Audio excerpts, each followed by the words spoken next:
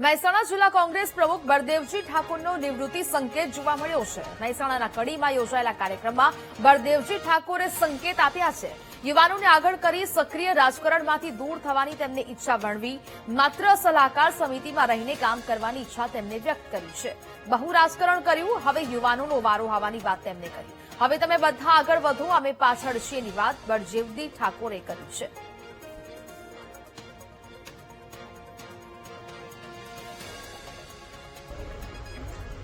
હું કોઈની ટીકા ટિપ્પણીમાં પડવા માંગતો નથી, પણ આપણે બધાની હૈયારી સહિયારી જવાબદારી છે। હું તો લગભગ ટૂંક સમયમાં રાજકારણમાં પણ શું કહેવાય, તમારા જેવા યુવાનોને આગળ કરી અને સલાહકાર સમિતિમાં આવી જવાની ગણતરી ચાલે। બહુ રાજકારણ કર્યું, નહીં નારાજી ખોટી, તે બધા આગળ વધો, અમે તમારી પાછળ છીએ। તમે જે કહો અમે કરવા તૈયાર છીએ, પણ કંઈક કરો, બધા ભેગા થઈ। હું કોઈની ટીકા ટિપ્પણીમાં પડવા માંગતો નથી, પણ આપણે બધાની હૈયારી સહિયારી જવાબદારી છે।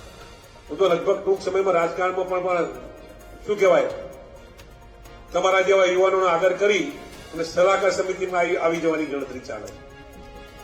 બહુ રાજકારણ કર્યું, નહીં નારાજી ખોટી, તે બધા આગળ વધો, અમે તમારી પાછળ છીએ। તમે જે કહો અમે કરવા તૈયાર છીએ, પણ કંઈક કરો, બધા ભેગા થઈ। બળદેવજી ઠાકોરના રાજનીતિ છોડવાના નિવેદન પર તુષાર ચૌધરીની પ્રતિક્રિયા। વિધાનસભામાં કોંગ્રેસ પક્ષના નેતા તુષાર ચૌધરીએ ભાજપ પર પ્રહાર કર્યા છે। ભાજપ ગુજરાતમાં ખરાબ રાજનીતિ કરી રહ્યું છે। ભાજપે ચૂંટણીમાં સામ દામ દંડ ભેદની નીતિ અપનાવી હોવાની વાત કરાઈ છે। ભાજપની નીતિથી કોંગ્રેસના નેતાઓમાં હતાશા આવે તો સ્વાભાવિક છે। આ મુદ્દે ટૂંક સમયમાં પ્રભારી મુકુલ વાસનિક સાથે બેઠક યોજીશું તેવી વાત તુષાર ચૌધરીએ કરી।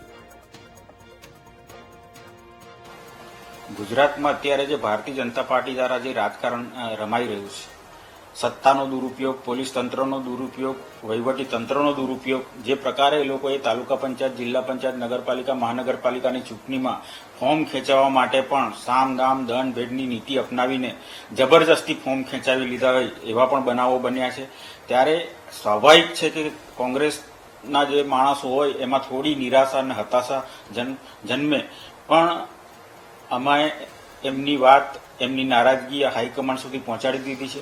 ટૂંક સમયમાં જ અમારા પ્રભારી મુકુલ વાસનિકજી અને સહપ્રભારીઓ સાથે એમની મિટિંગનું પણ આયોજન અમે કરી રહ્યા છે। એટલે પક્ષ પ્રત્યે કોઈ પણ નારાજગી હશે તો અમે ટૂંક સમયમાં દૂર કરવાનો પ્રયત્ન કરીશું અને અમારું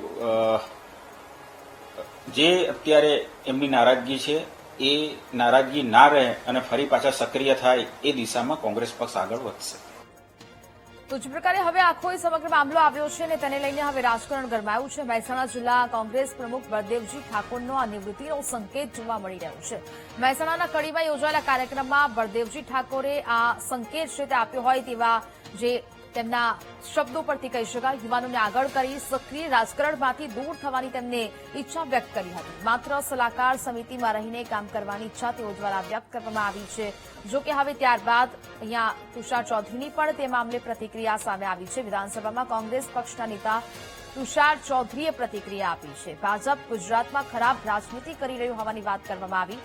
ભાજપે ચૂંટણીમાં સામ દામ દંડ ભેદની નીતિ અપનાવી હોવાની વાત તુષાર ચૌધરી દ્વારા કરવામાં આવી છે।